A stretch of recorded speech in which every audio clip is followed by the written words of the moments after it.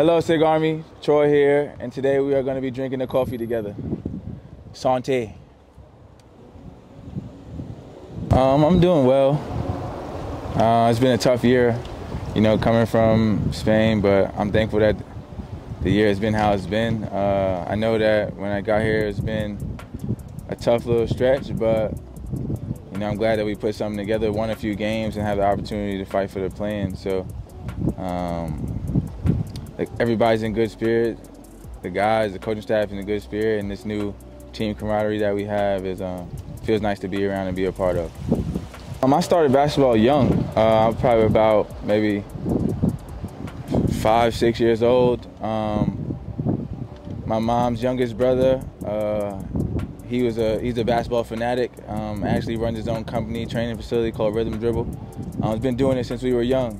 Me and probably about four or five of my cousins started it, and we just, kept it going from there. Every summer, we tried to get together and work out, played on the same AAU team, and it kind of just grew from there.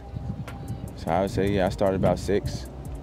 Oh, it's nice, the people out here, Starting to see.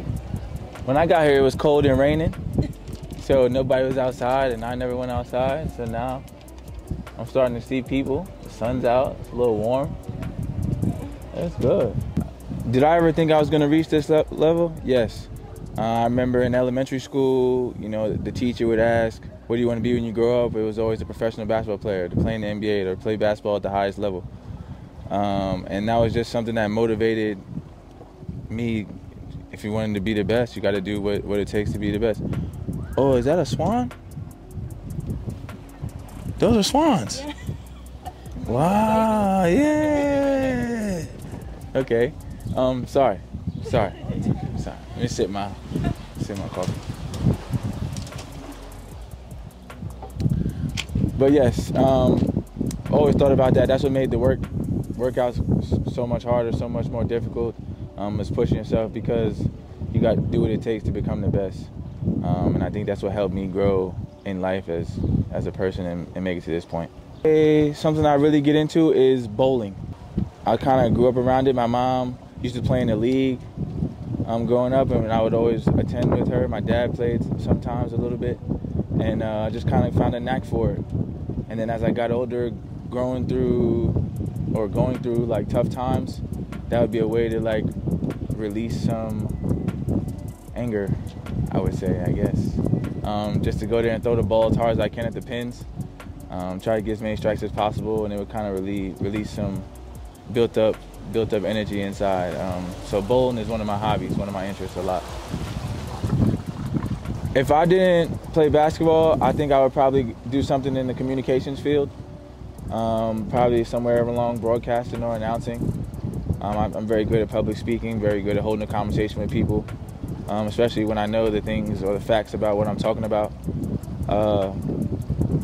I think that's something that would be like my thing after basketball, try to get into something like that. If coaching doesn't work out or something like that, I would get into some type of communication form, some type of broadcasting, some type of analyst, and see how far that goes. Oh yeah, hold on, we gotta pause that question too. This is nice. Yeah. Gotta take me a little picture myself. I'll go over you, don't worry. People that have had a big influence on me, probably 2 teammates of mine from years prior. One being named John Petroselli. Me and him played together my first year coming out of college, and we've been locked in brothers ever since. His biggest impact with me was when we played in Ulm during 2020, and me and him went on this Whole30 diet. You can look it up what the Whole30 diet is, and that was probably the best shape of my life that I've ever been in. And he kept me accountable, he kept me disciplined, and we turned out to have a great year. Lost to Berlin in the semis. So he has had one impact, and I'm very, very, very, very, very thankful for him. The second one would be my boy Big Dusty Sleva. Last year, as the trials and tribulations of what we went through in our team last year, he was my roommate in the hotel. Really my guy. We really locked in, had some special conversations. Once again, he kept me accountable, held me held me accountable, kept me disciplined, told me that, you know, no matter what, you always shine, even on your darkest days. And we kind of preached that to each other. And me and him are like this. So thank you to them too. Those had great impacts on my basketball career so far. What was my biggest dream? That's a tough question right there. Live beachfront without a stress in the world. Just to wake up and really do my own thing. No schedule, no obligations, no duties. Just to wake up and smell the salt from the ocean. That's when you know that you really made it, when life is good like that. So that's a dream of mine. And me at point guard, my cousin, Jalen Adams at the 2, at the 3, probably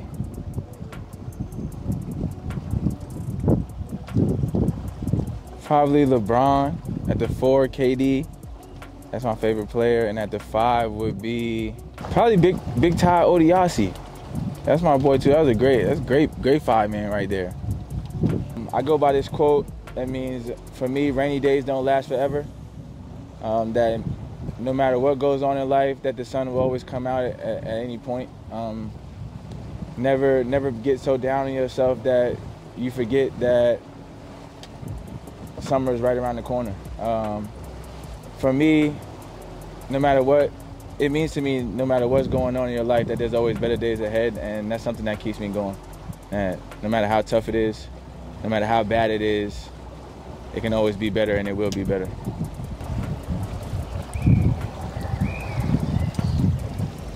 Sante. The best advice that I would give to myself 20 years ago would be, don't stop, keep going. Because in the back of my head, I've always had this vision of being at the highest level and playing basketball at a high level. But the times, the rough times, the tribulations that I have been through that made it to this point, there's multiple times where it could have been give up. But I thank my family, I thank my close circle, my inner circle. Without them even knowing, they honestly kept me going. So, and I would also say listen more. I was a little bit hard-headed, a little bit stubborn. But hey, it made me who I am today, so I don't regret it. But I would tell my younger self to listen, be more open to advice and opportunity. Sorry guys, our time here is done. But thank you for drinking the coffee with me. Thank you, Civil Army, for attending. See y'all at the arenas for the next home game. Loud and proud, standing up and clapping. Thank you.